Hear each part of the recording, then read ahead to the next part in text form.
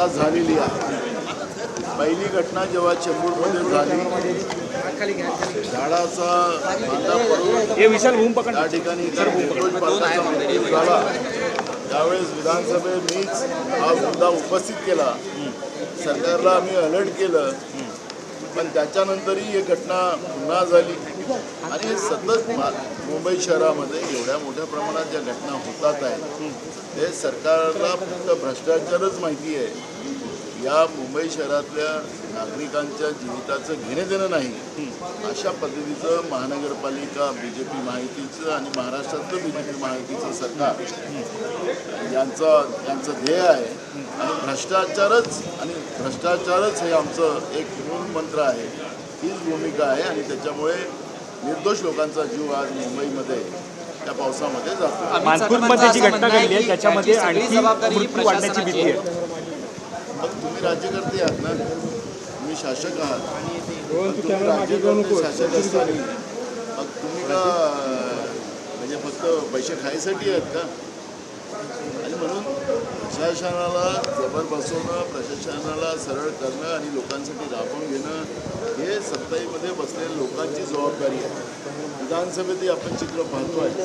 मुंबई शहराच्या विकासाच्या बद्दलची जेव्हा चर्चा येते त्यावेळेस मुंबई शहरातले BMCचे असो की शासनातला एकही अधिकारी इथं उपस्थित राहत नाही, हे आपण पाहिलं.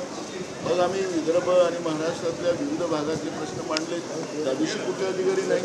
की या सरकारचा धाकच प्रशासनावर राहिला नाही. आणि हे नाकारतं सरकार जे आज आहे राज्यात आणि BMCमध्ये ट्रिपल इंजिनचं सरकार, काय सांगतात हे लोक, ट्रिपल इंजिनचं सरकार. ट्रिपल इंजिन फेल झालं आणि लोकांनी आता याचा धडा घेतला पाहिजे.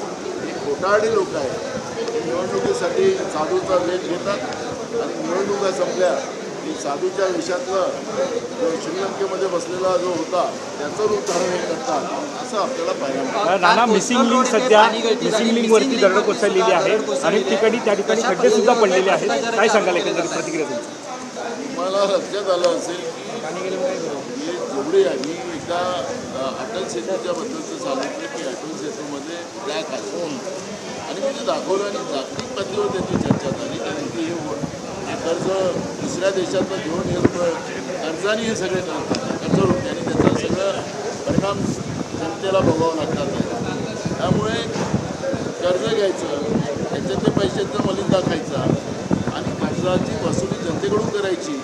आणि मग आज आपण पाहिलं असेल की या सगळ्या क्रॅक असतील, गड्डे असतील, त्याचे सगळे परिणाम सामान्य जनतेला भोगावं लागतात. आणि म्हणून मी बघायची सांगितलं की हे भ्रष्टाचाराचं सगळं चित्र आहे, हे आज आपल्याला स्पष्ट होतं. आज आपण पाहिलं असेल की विधानसभा सुरू झाली आणि जसा प्रश्नोत्तराचा तास झाला, स्वतः मुख्यमंत्र्यांनी आज कामकाज तहकूब करायची विनंती केली. याचाच अर्थ सरकारला आपण केलेल्या पापांचं आता आठवण झालेली आहे की आपण जो भ्रष्टाचार केलेला आहे त्या भ्रष्टाचारामुळे मोठ्या प्रमाणात जनतेची गैरसोय होते आहे, जनतेचा जीव चाललेला आहे.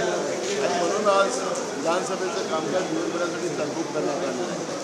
हे सरकारने स्वतः तहकूब केलं, आम्ही तर गोंधळ घातला नाही, पण सरकारने स्वतः कामकाज बंद केलं. याचाच अर्थ सरकारचं फेल्युअर याच्यामध्ये पुढं आलेलं आहे. आज सभागृहात या विषयावरती चर्चा झाली असती तर राज्याच्या जनतेला कळलं असतं की नेमकं या महाराष्ट्रामध्ये चाललं काय. नक्कीच, पण कालच ॲक्च्युली IMDने हा अलर्ट दिला होता की ताची 70 ते 80 किलोमीटर विकासाचे वारे वाढणार आहेत. मग सर्व आमदारांना इकडे आल्यानंतर अशा पद्धतीचे वेळ मला तर सांगत आहे ना, आज सगळे सरकारचं पोल फुललं असतं आणि सरकारचं पोल फुल होऊ नये यासाठी आज सभागृह ऐन वेळेवर प्रश्नोत्तराच्या तासातच रद्द करण्यात आलं आणि स्वतः मुख्यमंत्र्यांनी याला जाहीर केलं. म्हणजे सरकारची पोल होऊ नये याची काळजी मुख्यमंत्र्यांनी स्वतः घेतली आहे. राहुल नार्वेकर म्हणते की आपण ही कोणाच्या हातात नाही आहे, याचं कोणी राजकारण करू नये आणि सगळ्यांनी सतर्क राहून काम कुठलाही मुंबई शहरातला कुलाबा विधानसभाही घ्या, कुलाबा विधानसभेतही किती भ्रष्टाचाराची कामं झालेली आहेत त्याचं चित्र आपल्याला पुढे आणता येईल. त्यामुळे मुंबई शहरामध्ये जे काही पाप झालेलं आहे ते लपवता कशाला, वास्तविक लोकांसमोर येऊ द्या ना. आणि त्याचे परिणाम जनता भोगते आहे. आम्ही जनतेचे काही मालक नाही आहोत. सरकार म्हणजे आम्ही जनतेचे 5 वर्षाचे त्याचे ट्रस्टी आहोत. पण ज्या पद्धतीने सरकार मार्गदर्शक वापरली आहे आणि सामान्य जनतेला वाऱ्यावर सोडून त्यांचं जीव घेण्याचं काम जे सुरू झालेलं आहे याचं उत्तर राहुल नार्वेकरांनी द्यावं. आणि हे राहुल नार्वेकर विधानसभेचे अध्यक्ष आहेत, त्यांना असं स्टेटमेंट केलं चुकीचं आहे. त्याच्यामुळे मला असं वाटतं की या गोष्टीचं राजकारण होऊ शकत नाही. मी त्या मताशी सहमत आहोत. पण ह्याच्यावरती चर्चा होऊन या जे काही परिणाम जनतेला भोगावं लागते हे परिणाम पुढच्या काळात होता कामा नये. एवढं तर आपल्या हातात आहे. पण तुम्ही भ्रष्टाचारालाच मूठमाती द्यायचं, लपवायचे, हे जे परिणाम सुरू आहे हे राजकारण तुम्ही करता हे त्याच्यातून स्पष्ट